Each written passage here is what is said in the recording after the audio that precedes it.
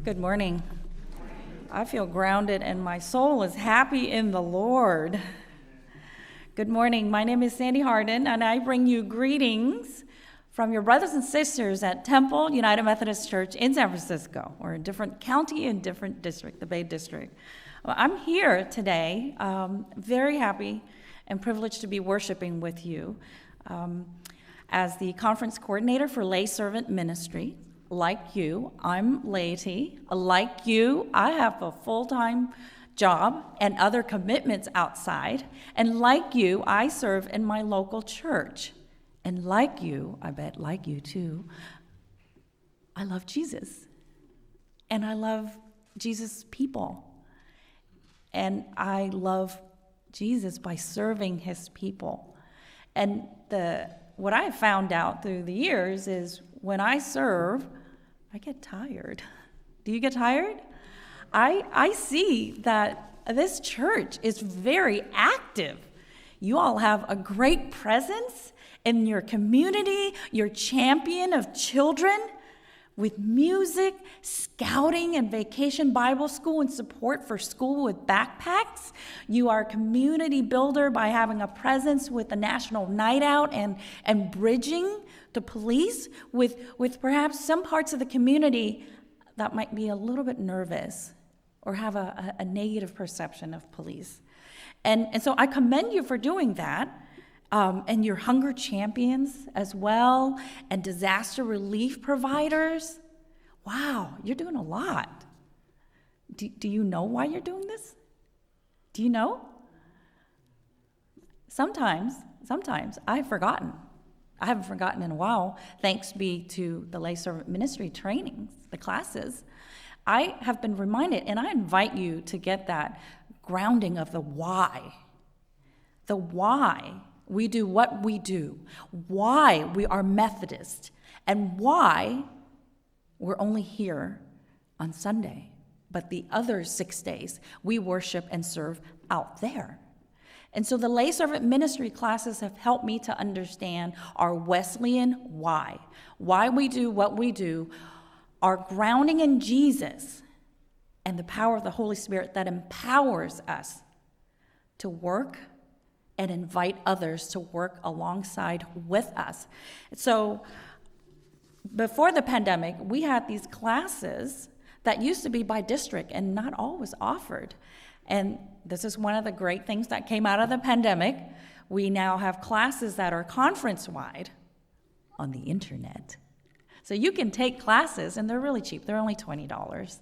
And you take them on the internet over Zoom, and you meet other United Methodists in our conference. You get connected with them. You learn how the churches in other conferences, other cities are doing their ministry.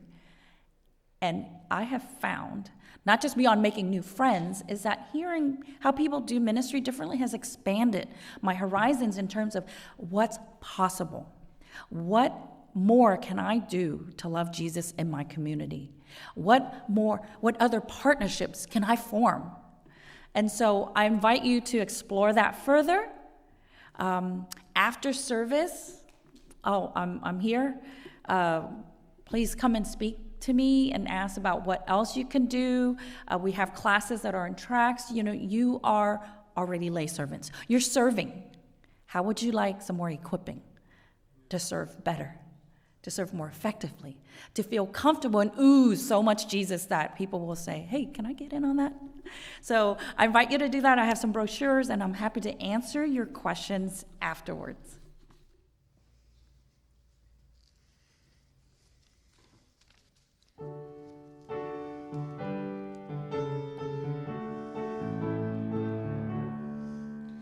Round goes the wheel of fortune. Don't be afraid to ride. There's a land of milk and honey waits on the other side. There'll be peace and there'll be plenty. You'll never need to roam when we go rolling home, when we go rolling home.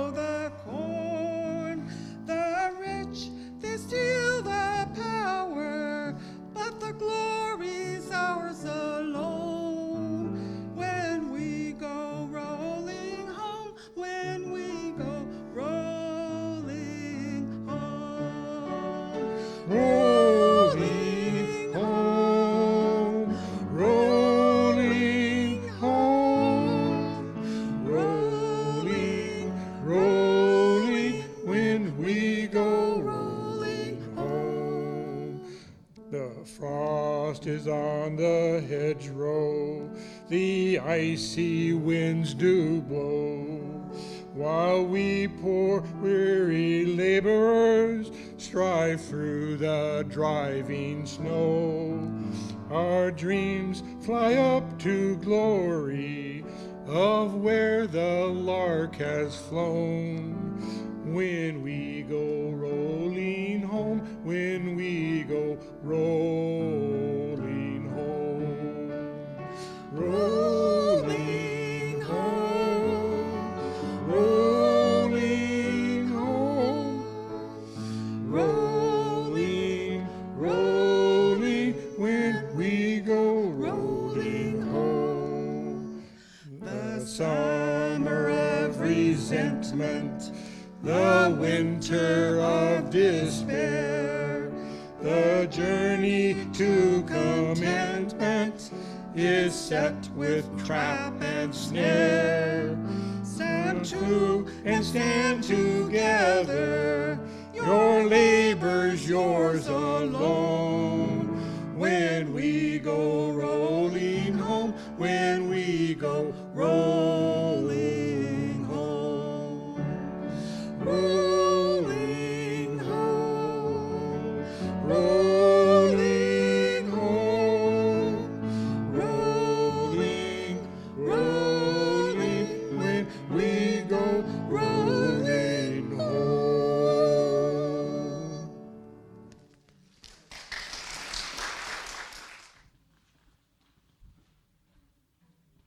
Good morning, good morning, good morning.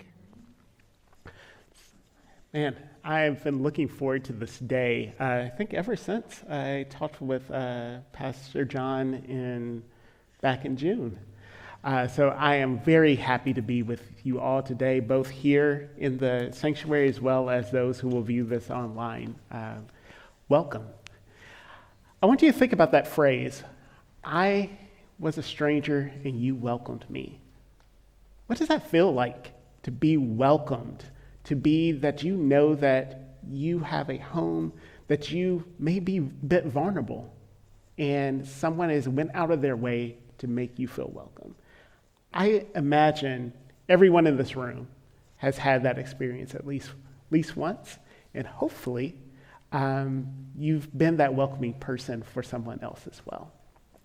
So this morning, I have two real objectives.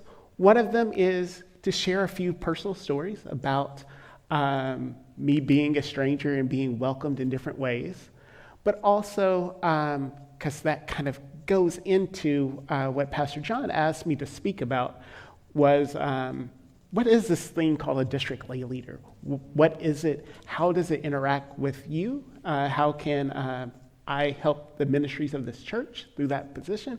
But also, how can you help the ministries of our district and our larger conference and our connectional system that we are members of as United Methodists? So my first story, if you can go to the next slide, my first story, that white baby. So I grew up in rural East Texas, a place called Dodge, Texas. In Dodge, Texas, there are more cows than people. There are probably about 300, maybe a little less people in Dodge. I am getting a little echo. But less than 300 people in Dodge. There's a stop sign. There's a post office. There's not much else. I do have some family there. And I was, so I was born back in the 80s. I had, my father left me before I was born, or left my family before I was born. And my mother suffered from schizophrenia. So I was primarily raised by my grandmother. My grandmother is a few shades darker than I am. And I'm going, can you go to the picture?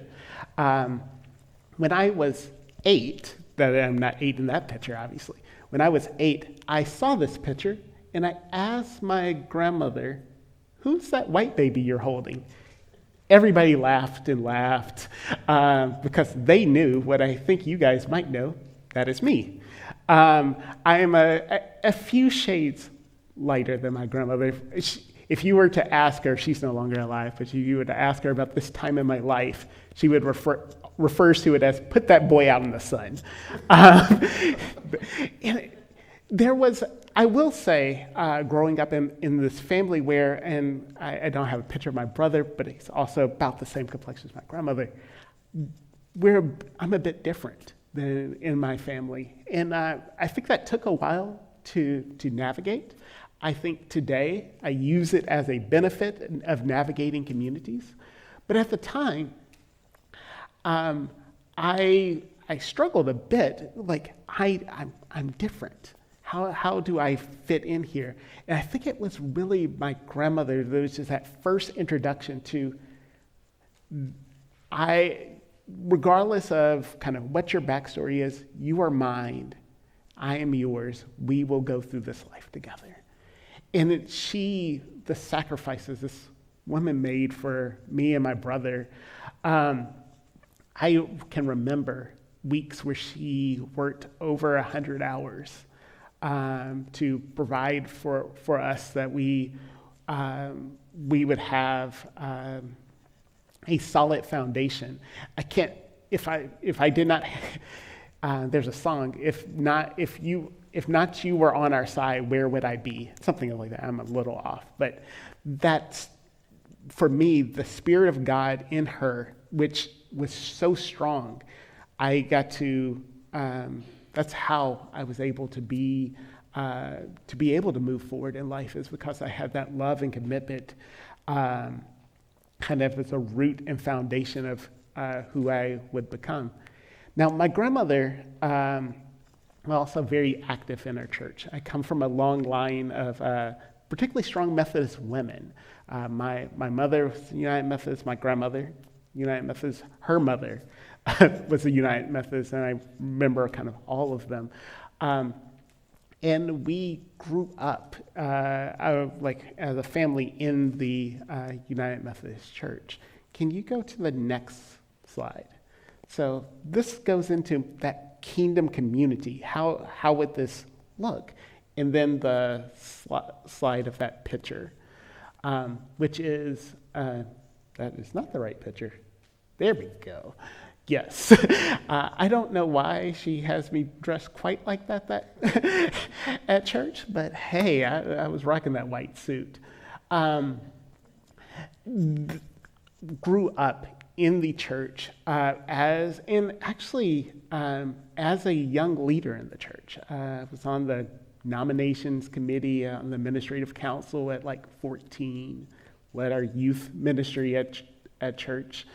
And got to see both the difficulty of being in kind of an adult space.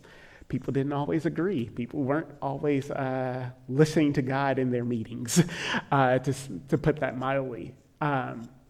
We were working through merging a church. And we had a church that my grandmother and I, we were in this church called St. James United Methodist Church. It was the oldest African-American church in our community. Had about 15, 20 members. There was another church in the woods, St. Paul's United Methodist. They had a joint pastor that was going to work through the process of merging those two churches. The church in the woods also had about 15 people. The plan was to bring us to the city. And so, I was on the administrative council while we were talking through these things. And I was in the city church, and there were some people that just did not want to merge. In the Woods Church, they were ready. They were ready to kind of go where God was leading us. And so eventually we get to a vote. And my in the Woods Church, I think 4 people voted against, but the vast majority of the membership voted for. In the city, they voted against. And so we did not merge. My family then went out to that church in the woods, and they had about 30 members at the time. And through the next 6 to 8 years, got to be a part of a ministry of that church going from 30 members to 300 members on a Sunday. And what that really was that we became a vital witness to the transformative power of Jesus Christ. We were in people's lives. A couple stories on that. I remember, and this is just like empowers my ministry today. I remember there was a community center in our town called the Rec Center. Drugs were done there generally. Not a great place.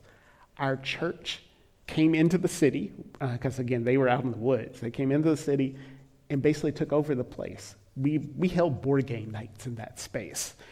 It became a resource for their community again instead of a place where drugs were being done. I remember, and I would have been a teenager at this point, so 16-ish. I remember this is also an African-American church, this is a note, and I'll talk a bit more about that, but we had some trouble with the local school district, and how do you empower people to be able to be represented in the school district? We went to school board meetings. At those school board meetings, there would be about maybe 40, 50 people at the school board meetings. 45 of them were members of St. Paul United Methodist Church. And seeing that be like, of course, every school board member knew our church because we were represented there. We came there as a church to give voice to those who did not have a voice. People often don't listen to the kids. And their troubles kind of went on deaf ears until we got to those school board meetings to represent them in a new way. And I think a lot about what does that mean of being able to be welcomed in a space, being able to make spaces for those who don't have voices. And kind of as we go through this process, I talk through this, like, who are our strangers? Who can we be the voices of? Who can we be more welcoming for? Can we go on to the next slide? Misjudgment. So I moved, like, after leaving my church family and church home in this kind of rural area of East Texas, I then went to college at Stanford University here in the Bay Area. That's why I'm here in California. And I still grew up in I would say a conservative United Methodist Church, and very segregated to some degree. That when we went to that push to going towards 300 members was actually a bit more diverse. So I remember we had a white pastor, associate pastor at one point. We had like the entire community because people were excited about what was happening over at that church.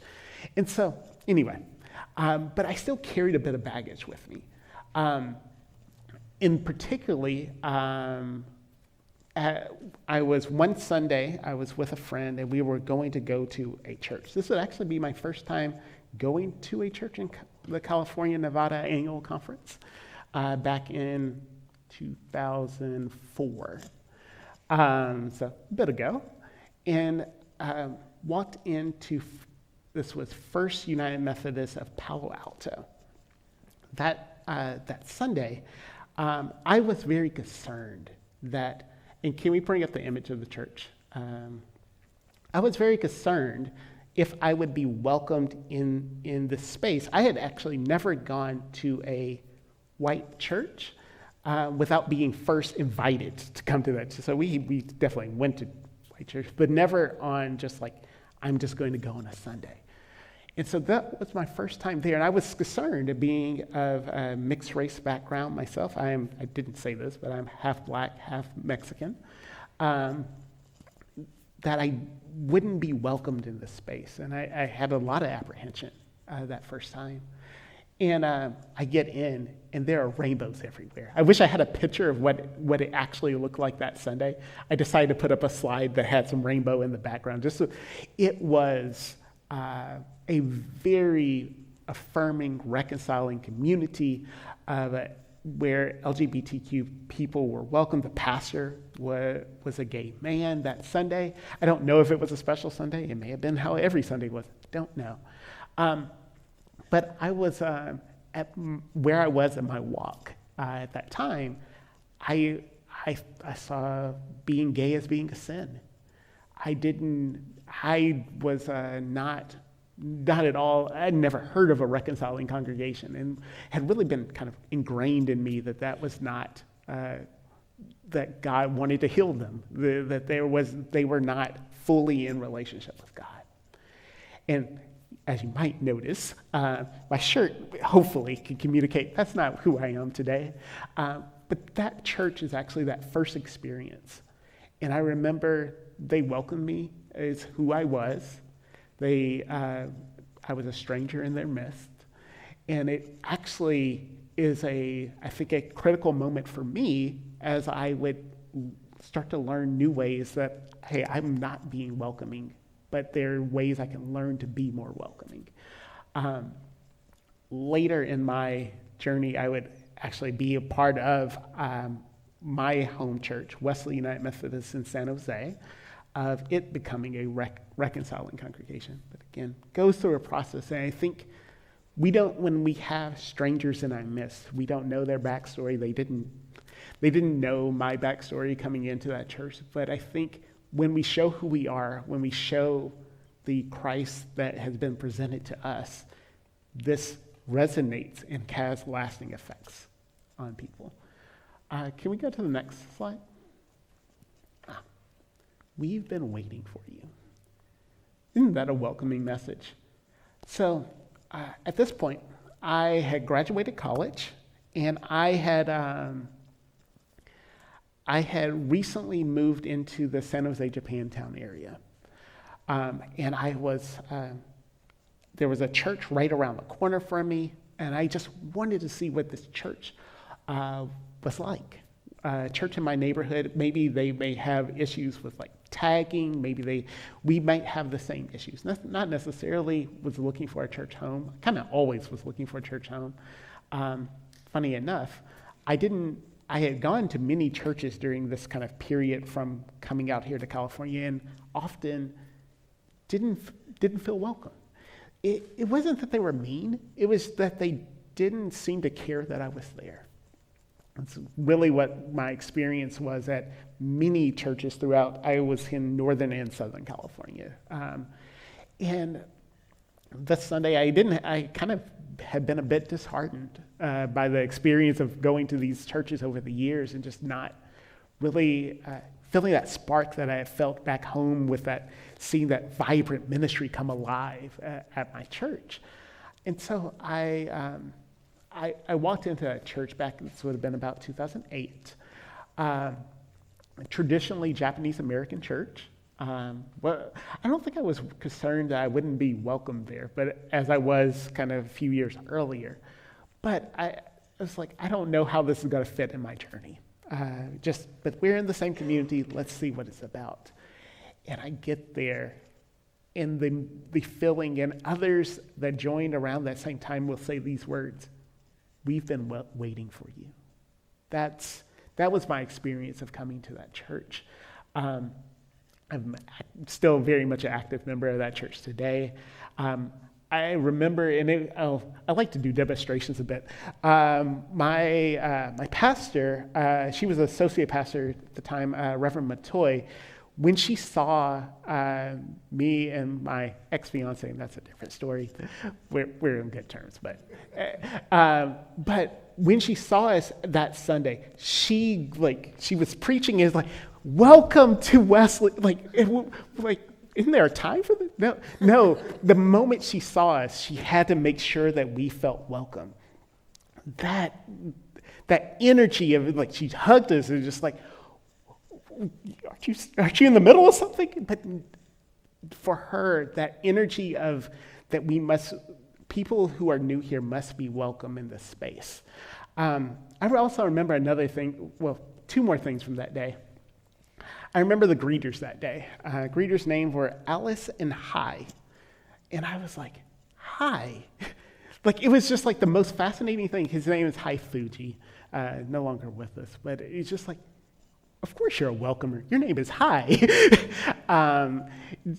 And the other one was that whenever, after service, as we were, there was a person that was really just kind of with us while we were meeting all the new people at church. And this moment where he was like, hey, I have to go, but he then introduces us to someone else at churches. Like, this is Eitan and Sonia, and we would like you to, like, and he was like, can you continue to show them around Wesley? In that moment of just like being like the extra intentionality of care, I remember turning to my ex-fiance and I was like, this is my home. We found it. This is going to be our church home.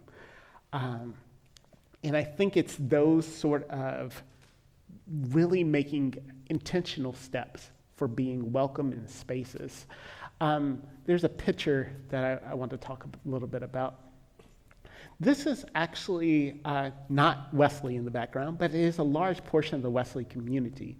We actually went to an Islamic center to have conversation, to have fellowship, and to talk about how we could help each other. And I think about like why that's so important.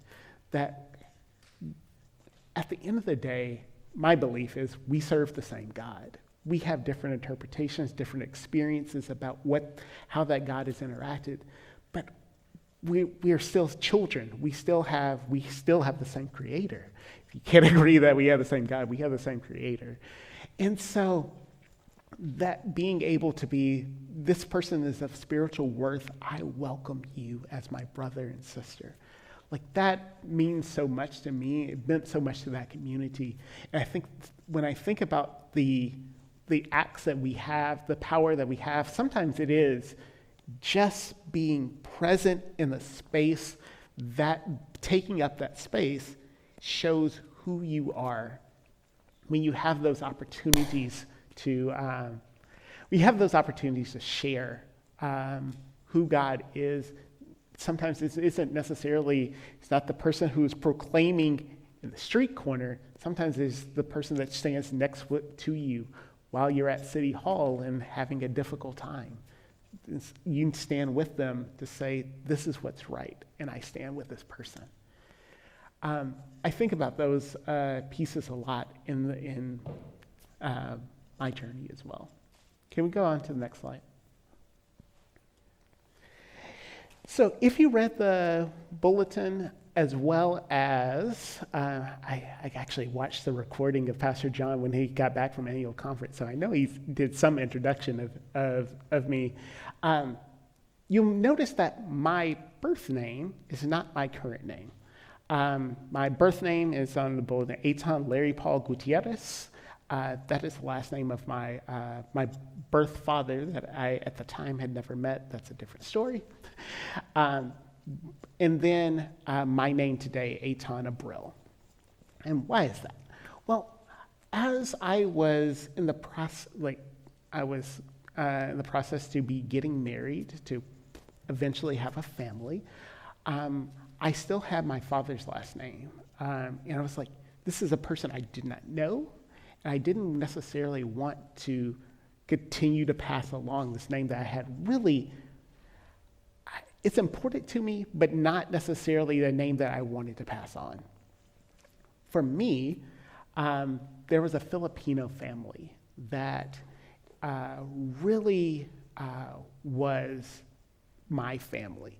They welcomed me in one New Year's. We played mahjong, if you're familiar with the culture. And over time, I became an integral part of that family. Can you show the next slide? One of our gatherings, I am in the back right corner. I definitely must be standing on something because that person next to me is over 6 feet tall, and I am not. But anyway, it is such welcome in that family. And then also, I think the moment that it really hit me that I was a part of this family was when one of my uncles in that family passed away. And I was at the Kuya's house, my father's house in the family. And I remember we were discussing how do we move forward as a family, the funeral planning, the details of this. And I was just thinking, I was like, I'm in the room. Like, this is a deep family, difficult conversation. It is an intimate conversation of how does a family move forward in this time of grief, this time of, but things must get done. And the fact that, like, I'm invited, no one would even think to say, this is family conversation. No, you are a member of our family. I remember another instance where we were having another difficult situation with a family. I was the oldest male I had some siblings there, but the oldest male at the table, and they looked to me for guidance for how do we as a family deal with the situation. I was like, you honor me to be able to, as not just use titles of like brother and sister, but also that you are a member of this family. And you are welcome in the space. We know that they knew my background and knew that I had some difficult times in my own family. And I very much appreciate that this is a place that I can also call home. And so back, and I don't remember the year, but about, I'm going to say 6 years ago, just as a guess, I went through the process of a legal name change. I remember talking with Grandma and asking for permission, and there were tears, and we celebrated that I would want to adopt their family name. And I take it as an honor. I also think about biblically, right? A lot of our biblical history talks about people who have gone through experiences, and on the other side, you come out with a new name, a new identity of who you are. I will say, I do actually, my legal name today is Eitan Gutierrez Abril. I was a part of my identity as being part of the Latino community, and I wanted to, of the other names I could have chosen, I wanted something that would still be able to have relations with the Latino community. I think I wouldn't be the person I am today if my mother hadn't made the choice to give me my father's last name. Her last name's Pace. My grandmother's last name is Jenkins. She also has a Smith in there. And those don't relate to a Latino community. And so in college, I had this connection to the Latino community just because of my last name. That kind of, I would say, opened doors in that space, even though my Spanish is horrible. But, and so I didn't want to throw that identity away. And so as many of you probably know, Abril is April in Spanish. And I think that was also part of the reason why that name was particularly important to me, is that I can still have my birth, I would call it even birthright, of a Mexican background, while also celebrating my Filipino family. And all of this comes through being welcomed to a space, welcoming people who are vulnerable, that could be taken advantage of. I think about where would I be if you look at those pieces of those stories, how many opportunities there are to exploit, to misuse, but instead we take a chance, we give of ourselves, and then we can make people feel welcome. Can you go to the next slide? Yes.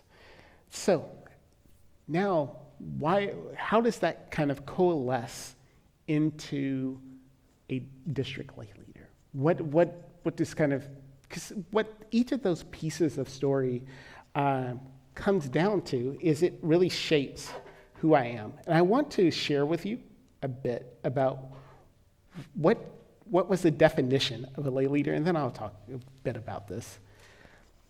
This is, some of you may be familiar, there is an organizational book for our denomination called the Book of Discipline. It's a fun title.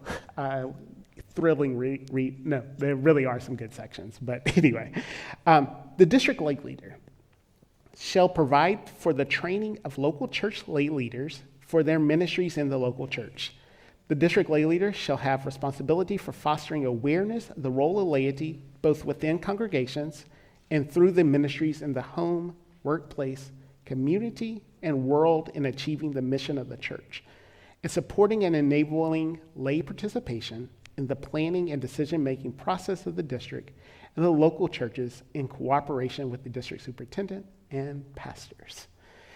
And so, when I was asked to do this role back in October, this was, I read that. I read it to be like, I want to make sure I understood what you're asking me to do. And I think my background in being between communities, being from poverty, but also being in the richness of Stanford, from being between races, coming from a theologically conservative background to being in California and in this space. I think that kind of understanding has kind of helped shape why I find this role so exciting. So what I would say is that I am thrilled to hear about the ministries that this church is doing. I would love to share those with the larger community. I would also look for any ways to, if this congregation needs any way to strengthen their community, strengthen their ministries, maybe it's through technical resources, maybe it's through communication resources. This is something that I am absolutely passionate about. If it's through training, Sandy talked with you earlier today about there are many wonderful training opportunities to enrich the work that we do at the local churches. Can you bring up the next slide? And this is going to be super hard to see, but what you're looking at is and I imagine you really can't see it, but it is a map of El Camino Real District. At the very top would be San Ramon Valley United Methodist Church in the north. You go as far west as places like Linwood. I think there's another church in like a little bit further east than Pleasanton. And then we go as far south. I don't know our furthest south. I'm trying to remember the name. It's not coming to me right now. But that furthest south, I'm going to actually walk over here. Like, you are actually somewhat in the middle at Watsonville where the red circle is. But here, way down here, is the furthest south. And this map, the reason why it's so hard to see is that furthest top church is the entirety of the bay. And this is Monterey Bay here in where we have all the churches going down in the Bay Area as well. And so how I see our role, or my role, is to the enablement of all of those churches to work together in community and ministry. In closing, I want to, tell you my contact information. I'll make sure that it gets published as well. It's Eitan, my name, at wesleysj.net. Always feel free to reach out to me. I am a resource to you guys. The other thing I would like to mention is we have a district celebration coming up on September 14th.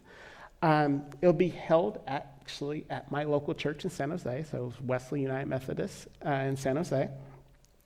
And at that celebration, this is on September 14th, and we'll make sure it gets put into your newsletter. Our newly appointed bishop will be there, Sandy Oluwang, as well as we'll be having workshops for, again, the empowerment of the laity. People will get to choose two of these 4 workshops. I'll just tell you them. How can artificial intelligence help your church? I'll actually be the presenter for that one. Everything you want to know about an app for your church. So our Wesley actually does have an app. Our pastor and the person who leads the tech side of things, will be presenting on that topic. Fingerprinting and a how-to workshop on fingerprinting, as that's a mandate from the state of California. Not all of our churches are in compliance on that one. And then how to get involved in mission work. And so this is a step in kind of, again, working together, being able to build off of each other. And if anything, I could just say, I want to welcome you to these spaces that are maybe outside of these walls, and welcome you to join us in empowering not just the laity, but all of our communities throughout our conference. Thank you.